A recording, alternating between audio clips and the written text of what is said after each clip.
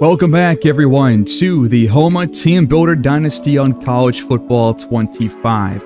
We are in year 4, and we have now won 3 straight games coming off a 31-17 win against the Georgia State Panthers. And now we enter a game, our last non-conference game on the year, against the Middle Tennessee State Blue Raiders.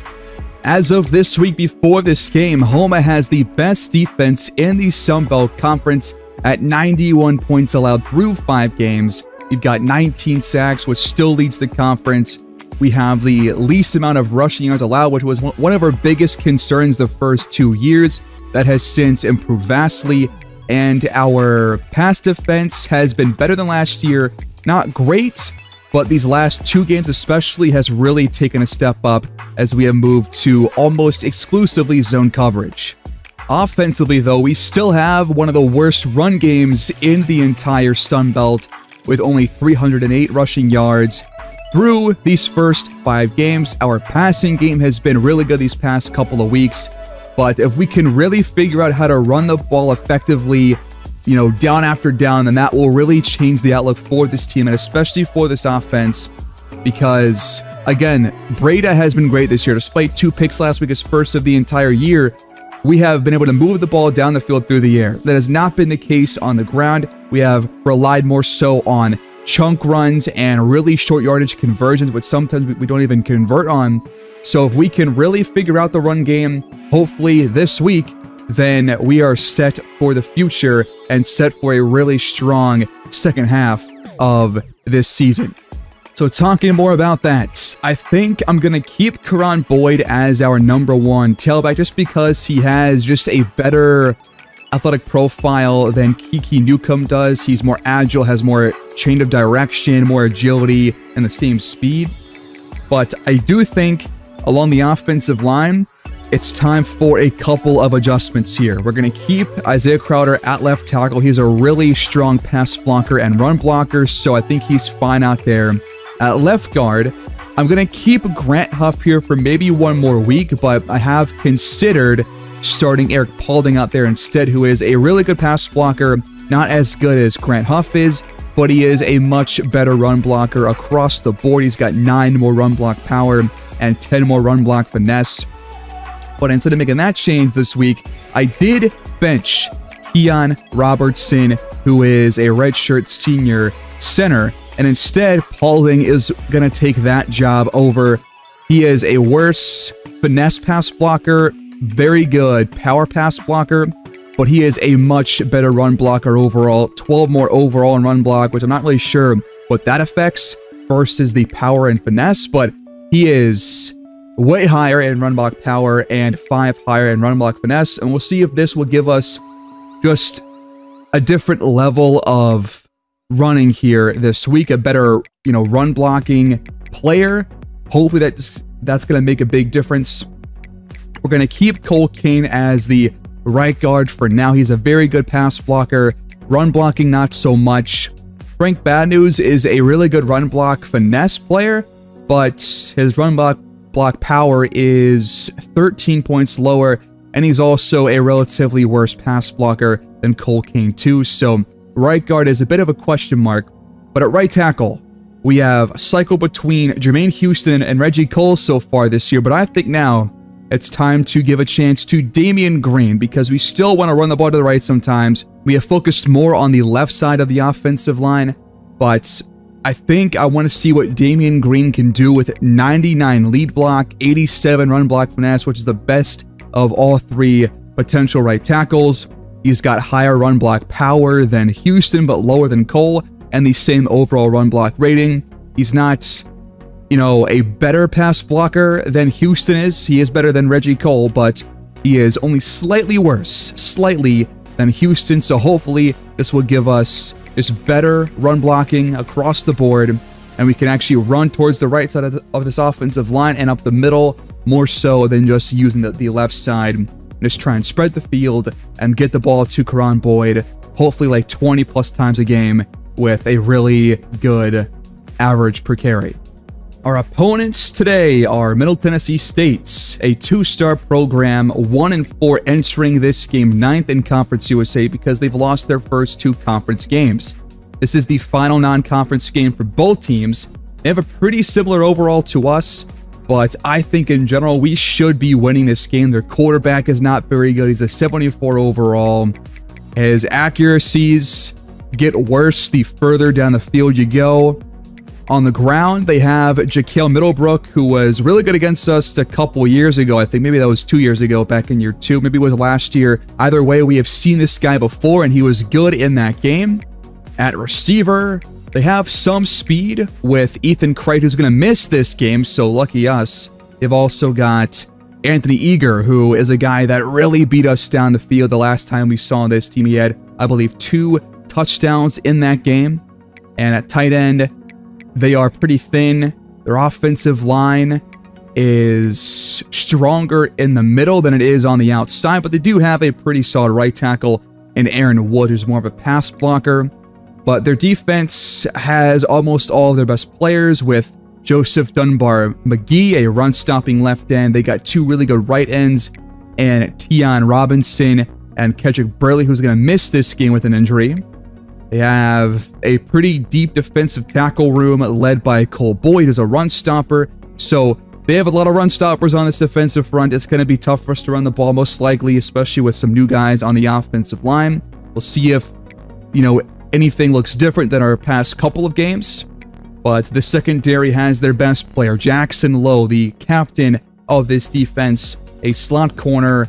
Really agile, but does lack a lot of speed. In fact, they only have 1 corner over 87 speed. That's going to get ample playing time in this game. So if we're going to beat this team, you've got to, 1, establish the run against these run stoppers, and 2, attack these corners.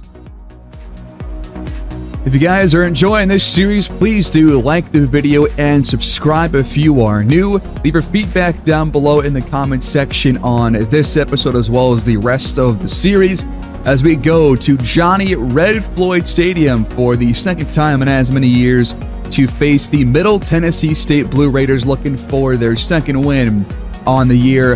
Houma looks to extend their win streak from 3 games to 4.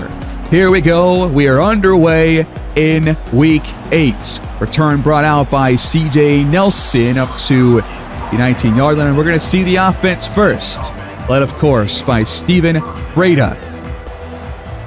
We start just shy of the 20 with a handoff to Karan. Boy, that's a nice run to get things going here. Can we keep that up for the entire game, though? Here's our first pass. That one's caught by Javon Moore, our leading receiver. He's been awesome to watch. Has been our biggest playmaker in the offense this season as Nelson turns upfield. And we're into Blue Raiders territory after just a handful of plays. First down and caught over the middle. That's Trayon Bell, who's been a bit more involved compared to last year despite him playing a similar role. As Boyd's run is going to go for a loss of 1. And now we do a touch pass. It's Scooter Page. He's got some space. Up the numbers and gone for a touchdown. That is exactly how you want to start a game like this. You come in winning 3 games in a row. Your offense has gotten off to slow starts in some of these past games. And you start with an opening drive touchdown. A great block to seal the edge by Kiki Newcomb. And Scooter Page with a 40-yard touchdown reception, technically. And Houma leads by 7 early on as the Blue Raiders give it to Jaquel Middlebrook on their first play for a first down. And now passing, broken up by Malik Moon with a big hit. Back to throw, Tatum under pressure, nearly took a sack. And now it's 3rd and 10 for Middle Tennessee State. We bring a blitz, but the pass is caught, and Brody Benke's got space. Up the numbers inside the 30-yard line. Just a bad angle right there taken by the safety, J.R. Lehan. And they are moving down the field quickly, but now they're going backwards. John Decker IV with that sack, a loss of 11 on Jake Tatum. Middlebrook on the carry will not get anything, and it's 3rd and 21, just outside of field goal range. Tatum steps up, trying to extend the play, but eventually just has to get rid of it with Shakir Pounds closing in. Bobcats take over at the 12 with a carry. Karan Boyd right up the middle for a gain of about 11 or 12. First and 10 again, and this time the run is stuffed at the line of scrimmage for a short gain. Quick throw over the middle, broken tackle. Javon Moore will set up 3rd down and 2. Boyd is the back. Breda has time and complete to Miles Springer up to the 40-yard line, and the drive stays alive. Just over 4 to go as Kiki Newcomb gets his first handoff in a couple of weeks, and that one goes for 6. Homa goes empty. This pass is caught in traffic by Trayon Bell. And Homa once again is on the move into Middle Tennessee State territory, but we're going backwards. Loss of 3 on the outside sweep. 4-man rush. Breda wants to scramble. He will slide just inside the 40, and it's 3rd down for Homa. Breda has time. It's floated and caught. A yard shy. Field goal team comes out on 4th and 1. And we're going to fake it. George Lincoln sprinting and tackled short of the line to gain. Why not just bring out the offense if we're going to try and do that? 1st and 10 Blue Raiders after the failed 4th down conversion. They're now in Homa territory after 1 play. And another grab by Brody Benke. Inside the red zone now are the Blue Raiders. Right back to Benke inside the 5. He has been the go-to target so far for this offense, as they hand it off to Middlebrook, but he is wrapped up well by Dominic Maloney. From the 3, trying again, and met at the 1 by 3 defenders. 3rd time's the charm, wrapped up for a 5-yard loss by Laney. Field goal team comes out, a goal line stand from the defense. And the Blue Raiders are on the board with that field goal. It's 7-3 as we go to the 2nd quarter, and the pass is hauled in by Javon Moore. Gain of 5 on the opening play of the drive. They bring 4. Breda's got time over the middle and caught by C.J. Nelson. Now up to their own 32. Homa looking to put their first points of the quarter on the board. It's a gain of 2 there on the Karan Boyd reception. Brings up 2nd and 8. Little reverse here, and this continues to not full defenses. It's a loss of 5. 3rd down, need 13 yards, and Breda sacked. Ball comes loose. It's recovered by a defender. The Blue Raiders bring a blitz. An unblocked defender gets to Breda, and they force a key turnover here in the first half. And they will take over at the 30-yard line in Homa territory. Tatum swings it out to Middlebrook on 1st down for a short gain of 2. Middlebrook stays in. They'll fake it his way, looking for the end zone. It's intercepted by Randall Glenn. 2 plays later, and Homa steals the ball back on the poor pass from Jake Tatum. And we take over again. Just over 7 left to go in the first half. Crossing right, it's Javon Moore up across the Homa 35 for a nice chunk gain. Now we give it on the ground to LaShawn Gray, a tight end handoff.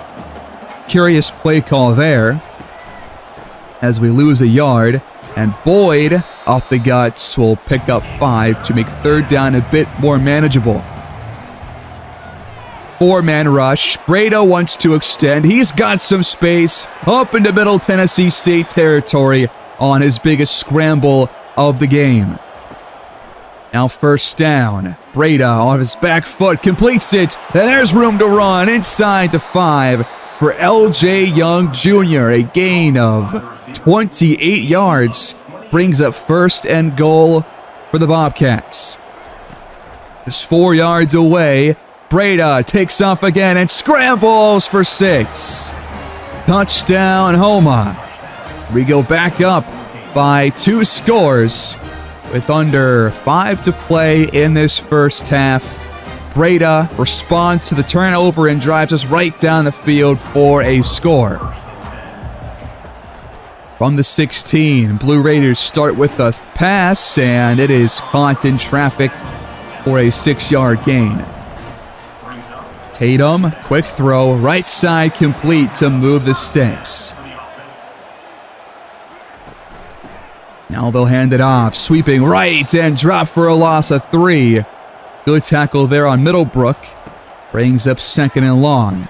Over the middle, completes. Gain of 10. Brings up 3rd down and 3 yards to go. They'll fake the handoff. Tatum finds his man wide open into plus territory. And that will get us to the 2-minute warning. From the 45 now. They have all 3 timeouts. Tatum under pressure, extends the play, but then just gets rid of it with pressure coming from his blind side. Back to throw, swung out to Middlebrook, and there's nothing there. They're going to go fast here, though. 3rd down and 8 at the 43-yard line.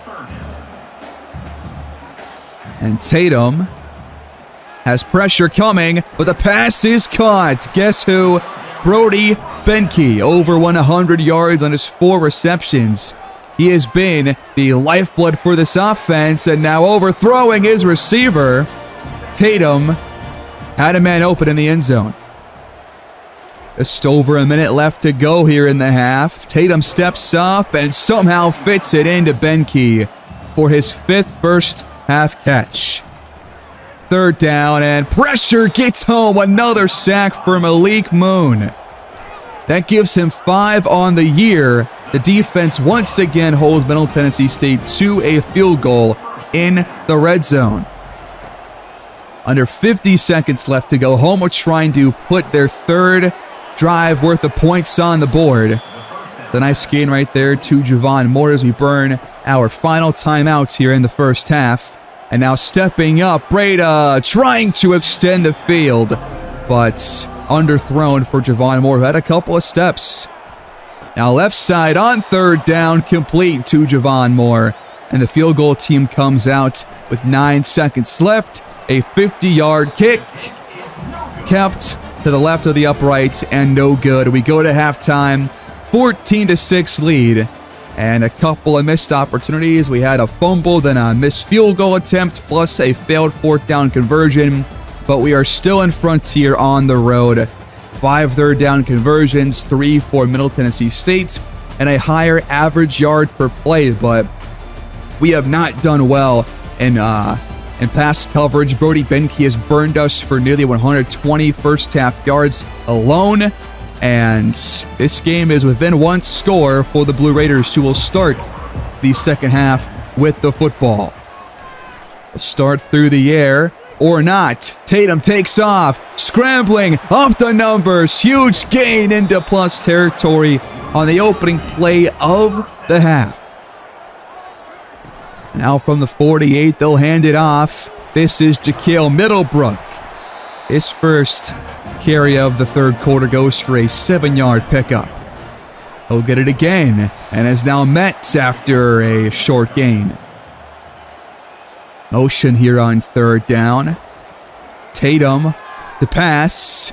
Left side, coming back to it and complete inside the home of 30. Now motion on 1st and 10. And they're going to swing it out to Benke, but defense all over it. Randall Glenn makes the tackle. He's been really good when he has come into the game on zone coverage plays, but now wide open, up the sideline, inside the 5-yard line. 1st and goal for the Blue Raiders. Just 4 yards away, looking to potentially tie the game up. They hand it off to Middlebrook, who is stalled at the goal line. They'll try it again up the middle and still kept out. Less than 2 yards a carry so far for Middlebrook. And now his backup comes in and he is not going to get in either. Another goal line stand by this defense. and they will not take a chance. They will instead settle for a field goal, and the Bobcats remain in the lead. First drive this half for Houma starts on the ground, and we get nothing out of it to Karan Boyd. We try it again up the middle, and we get 3 this time to make third down a bit easier, but still needing 7 yards. Breda is picked off. We have thrown the ball over the middle all day long, but this time Jimmy Williamson is all over it and ready for that middle of the field pass. We give it right back to Middle Tennessee State, and they start with the handoff to Middlebrook, who cannot get a lot. Second straight run to open the possession. He gets halfway to the marker. It's third down. Tatum knocked away by Shakir Pounds. Middlebrook was actually open for a touchdown. And again, our defense holds the Blue Raiders to their 4th field goal of the game. And that has kept us in front so far. We have 2 scores, they have 4. But touchdowns have been the difference in this one so far. Just over 4 to go in the quarter as Boyd has his best run so far in the half. 3rd and 2, going to try to run again, but he is stalled at the line of scrimmage. And the offense has come out slow to open this 3rd quarter.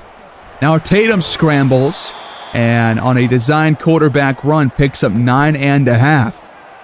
Middlebrook should have had a first down, but instead does not get past the line of scrimmage. But now he does on 3rd and short, and will pick up a first down. From the 41, they'll fake the handoff. Tatum dumps it off to Benke for a 7-yard pickup.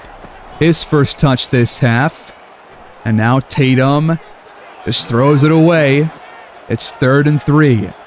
From the Bobcats 33, Middlebrook the handoff to the outside, untouched and in the end zone for the first Middle Tennessee State touchdown. He's been held in check all day long until that run right there. A huge 33-yard score puts the Blue Raiders on top for the first time in this game. As we go to the 4th quarter, under 8 to go in regulation, Bobcats need to score for the first time this half as we air it out, but it's knocked away, intended for Javon Moore. 3rd and 12. Underneath, Scooter Page gets the first down. A 14-yard pickup keeps the drive going. And now we give it to Karan Boyd. He picks up 4 on first down. 2nd down.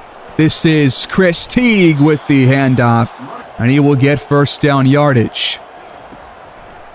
Back to throw. Breda finds LaShawn Gray up the seam, and that will once again move the chains. Already 3 minutes off the clock on this drive as we are still short of midfield. We hand it off. Trying to bounce outside, but Boyd is absolutely stuffed. Run game has been quiet here in this second half, but now a screen setting up for Newcomb. He's got space on 3rd down to convert. From the 36, right up the middle, Boyd wrapped up after an 8-yard pickup. Needing 2. We're going to start with the run again, and they're going to give us a generous spot. New set of downs for Houma. Breda taken down, though, for a loss of 7. A crucial sack right there will back us up to our 33. And now a screen for Boyd inside the 25. That brings up 3rd and 9. 4-man rush. Breda somehow escapes the pocket, turning upfield. Huge run for a first down. Houma needs a touchdown. 1st and goal from the 9 up to the 4. Gain of 5 for Karan Boyd. Now to throw. Breda off the edge and sacked for a 2nd time on this possession. And we have to burn a timeout. 3rd down from the 11. Breda outside the pocket, scrambling, touchdown, Steven Breda. His 2nd score on the ground, 3rd of the game. and the Bobcats retake the lead with 1:02 to go. That was a 7-minute drive, over 10 plays in total, and several big third down conversions, including this 11-yard touchdown run right here for our quarterback. What a play by Breida. And now we go for 2, leading by 1. We're going to hand it off to Boyd, but he never had a chance. And with 1 minute to go, Middle Tennessee State trails by a single point. They have 2 more timeouts left. Here's a dump off across the middle, and they are down to 1 timeout. Tatum under pressure and in trouble. No timeouts left. It's a big loss to bring a 3rd down, and he's sacked again. Back-to-back sacks. And it's 4th and 19. 4-man rush. Tatum's pass should have been picked. And now a late flag comes in, and it's going to be against the defense. The Blue Raiders get absolutely bailed out with that roughing the passer penalty on John Decker. And it gives them another 1st down as they go to the air to Brody Benke. His 10th catch, picks up 9. And nearly a sack on 2nd down. It's 3rd and short. 20 seconds left to go. Tatum, right side, knocked away by Lehan. It's another 4th down. And they will hand this ball off as Middlebrook grinds his way to a 1st, but they have no timeouts. They will have to spike it on 1st down to save some time. That was a really strange play call. But now it's 2nd down. Final play of the game. It's floated up and incomplete. And Homa escapes on the road with a victory. A touchdown drive, a game-winning drive from Steven Breida. 3 total touchdowns, and he leads us to the win. But this win really came from our defense. So many stops in the red zone. We held them to 4 field goal attempts, got that 4th down stop to close the game, and they lead us to a win, holding Middle Tennessee State to less than 20 points.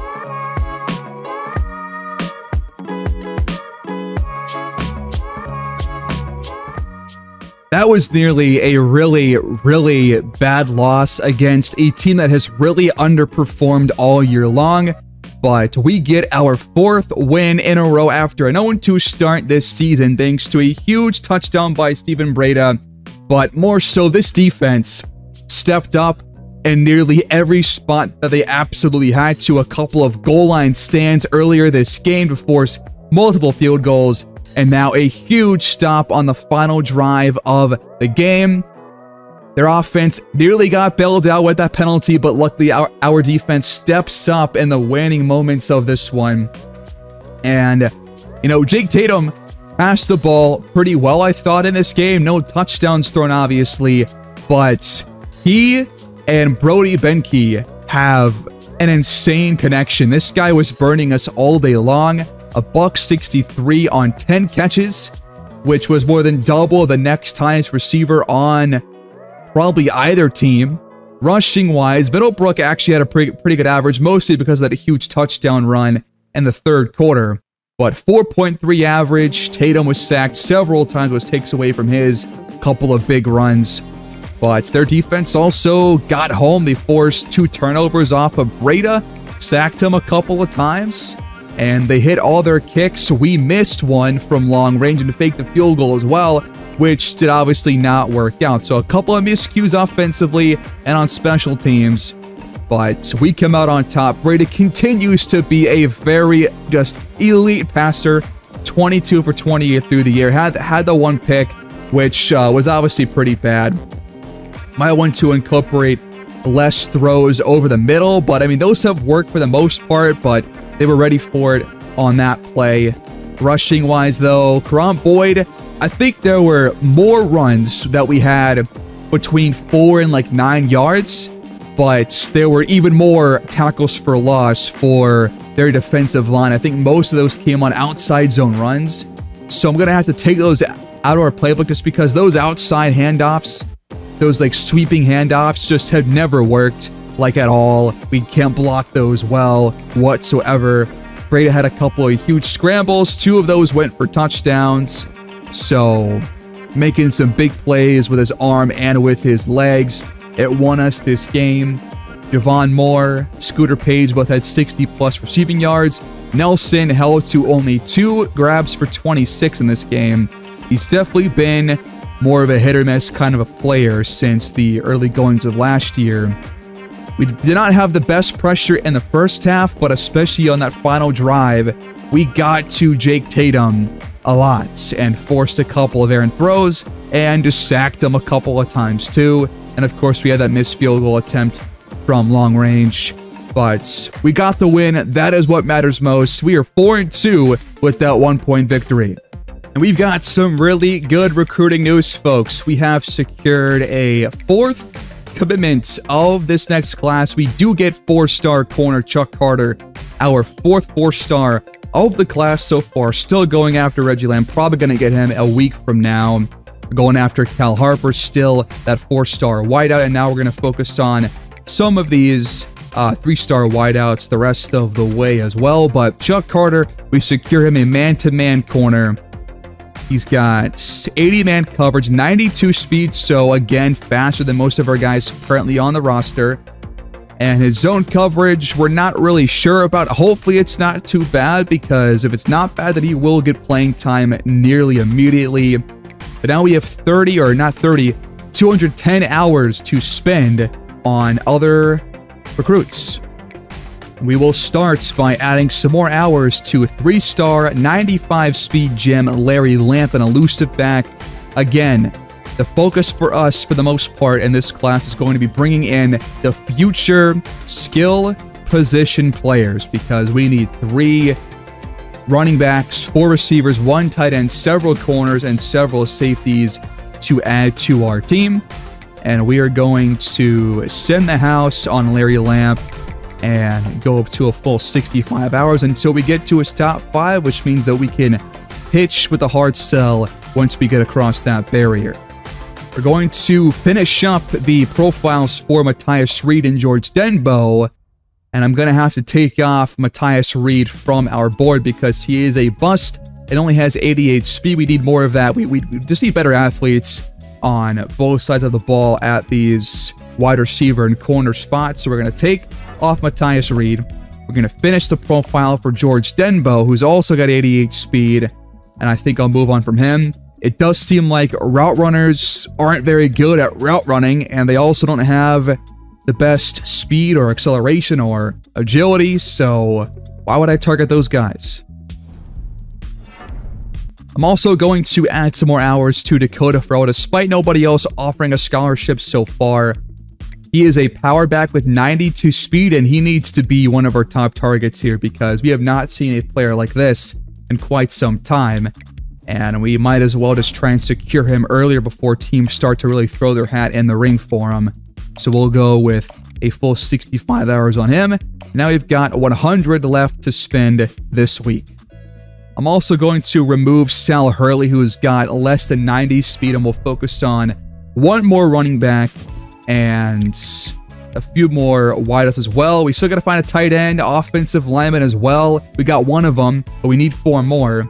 And defensively, we still need some defensive linemen, 1 linebacker, and we still need 2 more safeties. But we're good at corner, so we can focus less on that. All right, back to running back. Looking at athlete receiving back Logan Westbrook. And he's got only 84 speed. I'm already out on him. I'm going to take him off our board. That is just terrible athleticism. What about Alan Titus, a true receiving back? He's got upper echelon speed, I thought. It's 87. And fully scouted. Only 70 ball carrier vision. Maybe receiving backs just aren't very good in terms of their raw skill. At receiver, we've got 2 physical guys in Brian Lair and Juan Thomas, and then a deep threat in Enrique Cherador. Brian Lair seems to have 91 speed, We got 30 hours left. We'll keep him on the board for now. Juan Thomas is going to have less speed than Brian Lair. And Sherador has 90 agility, speed towards the top. 96 acceleration is really what you want to see. We have no hours left to spend. I might actually take some hours off of Larry Lamp, just probably 10, so we can scout this guy one more time. Go back to Cherador. I want to round out his profile. He's not a gem, but does have 92 speed, and we're going to definitely target him next time and offer a scholarship. He's got one already from Southern Mississippi who is in the Sun Belt, so to get a guy away from them would be really nice because he could really make us pay in years to come if we don't secure him in these next couple of weeks.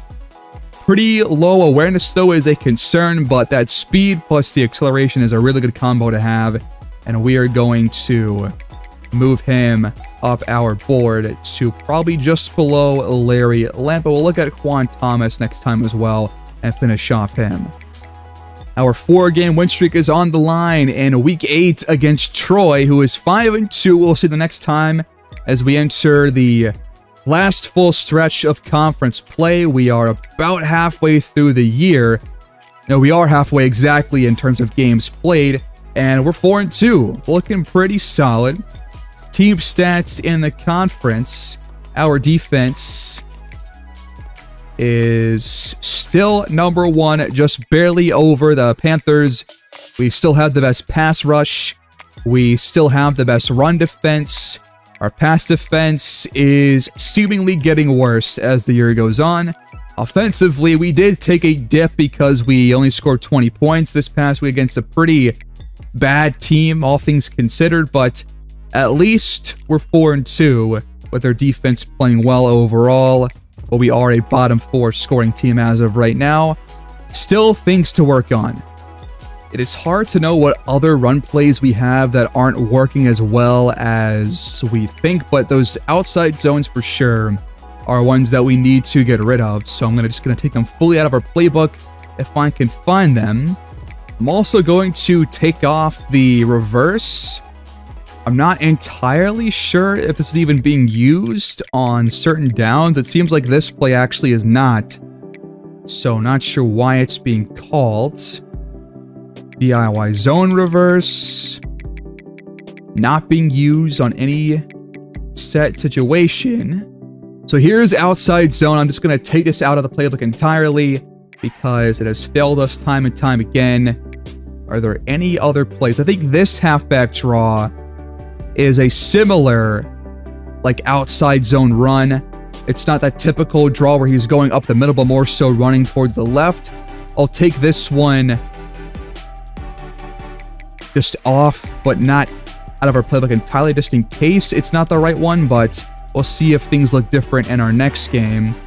The end around is what we have been calling sometimes. I'm just going to take this one out because this is not working at all. Are there any other, like, trick kind of plays?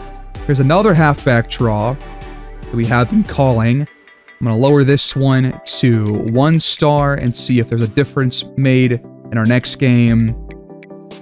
That seems to be mostly it, though, at least in shotgun formation. I wish we had stats to see, like, what the average is on these. So yeah, it does seem like that run plays that take longer to develop, as in, like, hand the ball off and get the offensive line set on their blocks, those longer developing plays seem to not really work. For us, at least, they seem to work pretty well for some other CPU teams, but it's not for us for some reason. I guess our team's just not well built for those kinds of plays. So we'll take those out. We'll see if things look better on the ground. I think there were a couple of nice runs in this past game, as I mentioned earlier, but still a lot to work on the ground. Passing game has been a bit shakier these last 2 weeks compared to the 2 weeks prior to that, but it was still much better than the ground game, and we'll see if we can make some strides against Troy, who historically has been really good against us. We're looking for, I want to say, our second win in program history against them. I think we beat them last year for the first time, if I recall correctly. It was part of that, like, 6-game win streak. But that will do it Week 8 next time, guys. Please like the video, subscribe if you're new, leave your feedback down below. We'll see you all next time. Have a great day.